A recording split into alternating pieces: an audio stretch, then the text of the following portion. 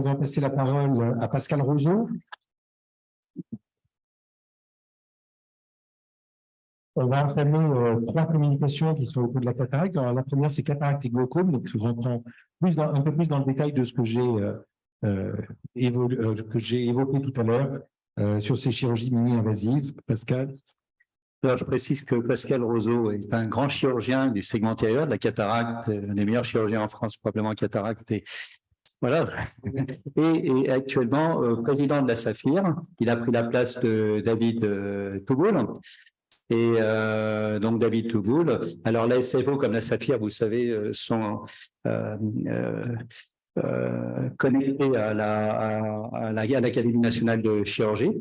J'en profite pour saluer également le laboratoire Zeiss, qui est un mécène, puisque les académies fonctionnent avec les cotisations de leurs membres, mais également avec le mécénat. Et merci au laboratoire Zeiss de continuer à nous aider dans d'autres missions. Hein, voilà, merci.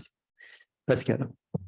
Monsieur le Président, Monsieur le Secrétaire, chers collègues, je vais compléter donc la très belle communication qu'a fait le professeur Baudouin pour parler donc d'éléments qui sont plus centrés effectivement sur les interactions entre les deux pathologies finalement les plus fréquentes que nous sommes amenés ophtalmologistes à traiter. L'interaction, Monsieur Baudouin vous l'a dit, c'est la plus grosse chirurgie en France, 1 million environ par an. Le glaucome, 2,5 de la population, première cause de cécité complète en France, à la différence de la DMLA, vous savez, bouche centrale, et dans 3/4 des cas, il y a des glaucomes liés à angle ouvert.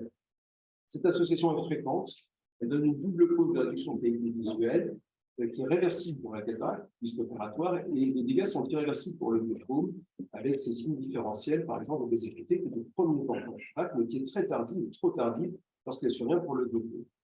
Il faut donc une démarche médico-chirurgicale pour évaluer l'importance de ces deux affections. Alors, bien entendu, l'examen plus complet, toute chirurgie, c'est comme ça, vous le savez. Et il ne faut pas, finalement, au bout de cet examen, négliger l'effet positif de la question d'une cataracte sur un nerf optique qui va être affaibli pour la paume, et inversement, ne pas surestimer le bénéfice de l'effet sur un optique déjà dégradé. Donc, la cataracte, vous savez, c'est la classification du cristallin. Il faut savoir que l'HAS, depuis 2019, met l'accent non plus sur l'acuité visuelle, c'est pendant des années sur les 4-5 dixièmes pour opérer. C'est actuellement plutôt la qualité de vie perçue, et nous avons jusqu'à des questionnaires à utiliser pour nos patients pour poser des indications. Cette cataracte se grade. Cette cataracte peut être évaluée par la diffusion d'éblouissements secondaires donnés par certains appareils. Contrairement au glaucome, qui lui est une neuropathie qui, comme l'a dit Poisson Baudouin, pour laquelle le premier facteur sur lequel nous pourrons travailler, c'est la pression intraoculaire, qui est donc le premier facteur de risque. Mais c'est une pathologie complexe et nous avons généticiens également ce qu'on a à la recherche à ce niveau de l'horloge. Cette pathologie repose sur un trépied de pression intraoculaire, champ visuel et analyse de la tête nérotique. Je ne reviens pas sur le schéma que vous avez dit le professeur Baudouin, avec effectivement cette excès de pression qui abîme le nerf optique. Vous voyez sur le schéma de droite, une raréfaction des fibres, ce petit réseau fibrillaire qui disparaît pour donner un nerf qu'on appelle excavé, en chaudron pour l'image en bas à droite, c'est-à-dire qu'en fait, il n'y a quasiment plus de fibres pour le nerf. L'œil peut être parfait, le cerveau parfait, si le nerf ne fonctionne plus, le patient est fait. Cette perte de fibres s'évalue par des examens qui sont l'OCT, qui atteint que vous voyez là, une atteinte beaucoup plus sévère, plus que vous voyez également. Donc, les examens de consultation sont très effectifs pour ça. Et bien entendu, le champ visuel, ce sont les pertes de l'espace de vue du patient, qui peuvent être chiffrées également par des indices qui, lorsqu'il y a une cataracte, vont être assez spécifiques. Les glaucomes, nous avons tous entendu parler, mais l'avion d'ophtalmologie, c'est l'angle étroit que vous voyez sur le gauche. Il y a souvent un petit œil portant un gros cristallin ou un angle ouvert pour lequel ce facteur biométrique n'est pas en cause. Il faut tenir également du terrain général et des rapports bénéfices-risques, et je crois qu'il faut étayer également notre réflexion et nos décisions sur la visuothérapie pour décider, combiner cataracte et la cataracte. Une technique particulière, je vous montre simplement un cas de cataracte associé à un glaucome exudatif, c'est associé à nous allons faire un stretching de la pupille dans ce cas-là, l'ouverture par laquelle on va travailler. Le lien cristallin n'est pas très stable car cette maladie s'associe à une quantité de ce qu'on appelle la zone nulle.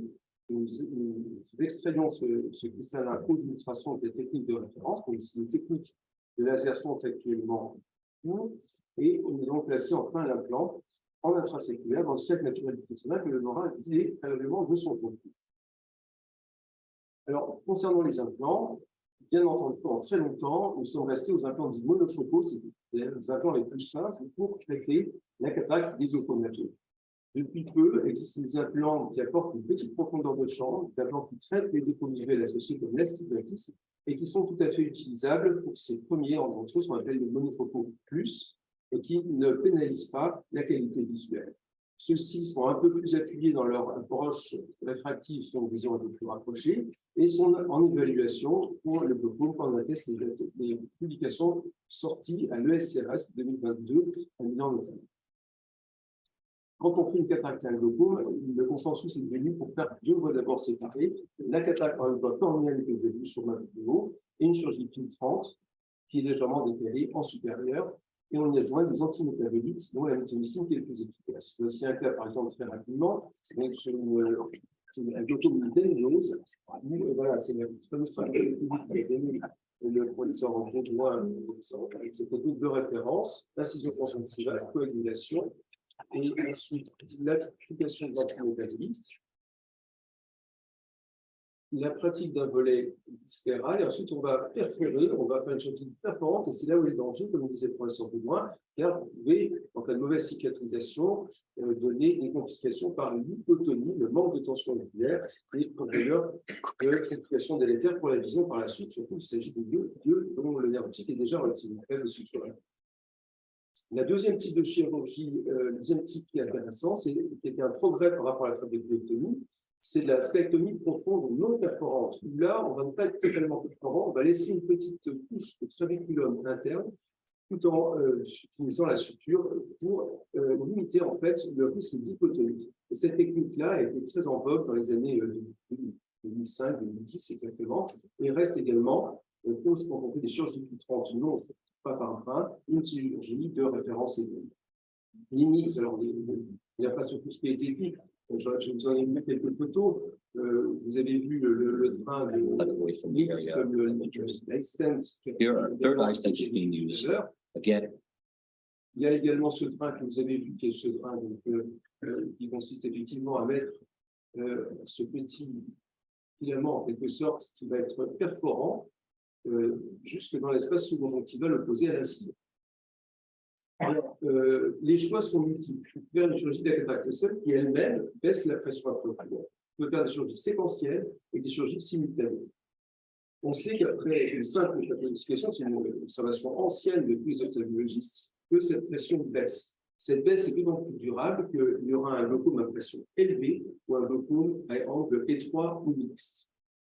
Les publications les plus récentes montrent également que lorsqu'il y en a un glaucome avec des pics pressionnels importants, car la pression n'est pas élevée en permanence, la pression va avoir des cycles et justement des pertes de ces cycles lorsqu'il y a un glaucome. Et lorsque ces pics pressionnels sont très importants, c'est PO laisse moins lorsqu'il n'y a pas de pic. Donc, chirurgie séquentielle tout d'abord. On peut très bien, effectivement, décider d'opérer la cataracte, de la sécurité, l'amélioration visuelle.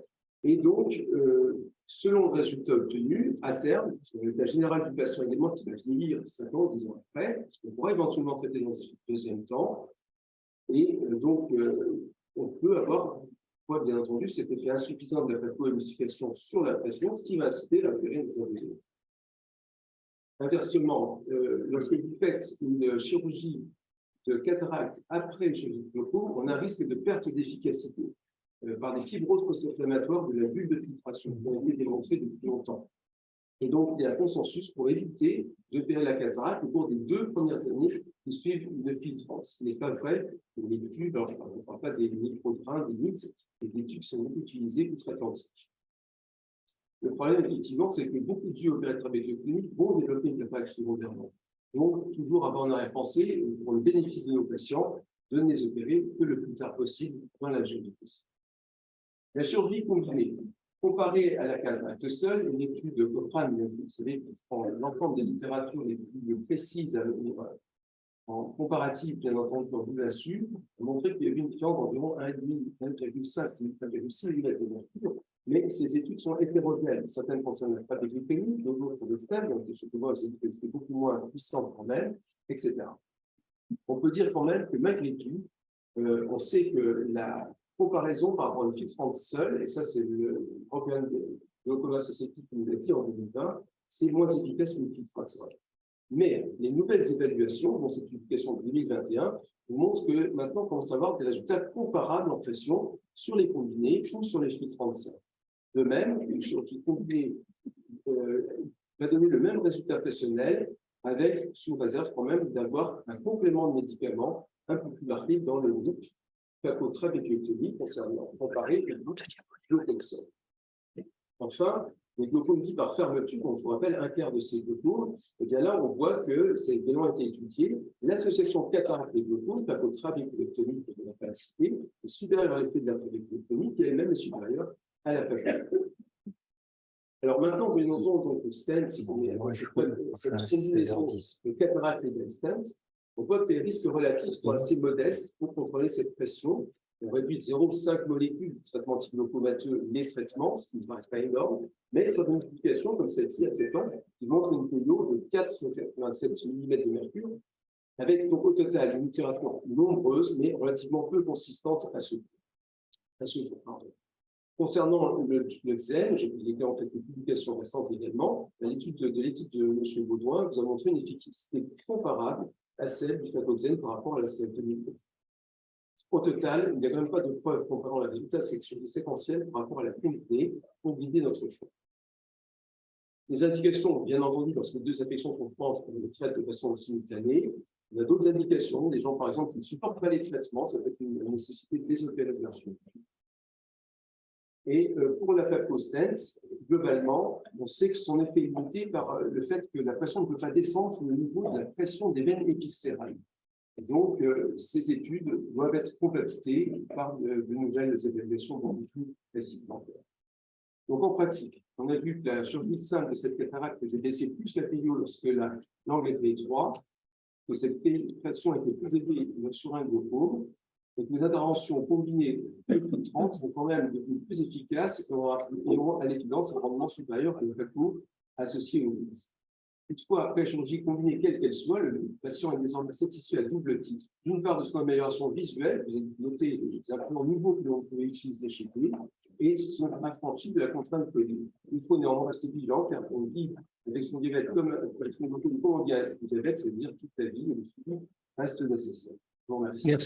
Merci beaucoup, Pascal. Alors, Catherine Desroches va devoir partir maintenant parce qu'elle retourne au Sénat. Elle a beaucoup de choses à faire, je pense, en ce moment. Merci beaucoup, Catherine. Oui, merci de cette invitation. Mais en effet, j'ai un texte de ma commission en séance, mais je voulais vous remercier, et notamment sur la première partie, puisqu'on a beaucoup travaillé la commission sur l'accès à l'innovation et tous les problèmes, en effet, de comparaison et d'évaluation des nouveaux traitements par rapport à des choses qui n'existent pas. Et on milite beaucoup auprès des autorités, notamment auprès de la HAS ou auprès de l'Agence de l'innovation en santé, pour vraiment tenir compte des spécificités de l'innovation, parce que si on reste sur les schémas anciens, la France prend un retard considérable par rapport aux autres pays. Donc, merci beaucoup. Merci beaucoup, Catherine. Alors, nous avions... y a-t-il des questions pour Pascal Roseau? Pascal.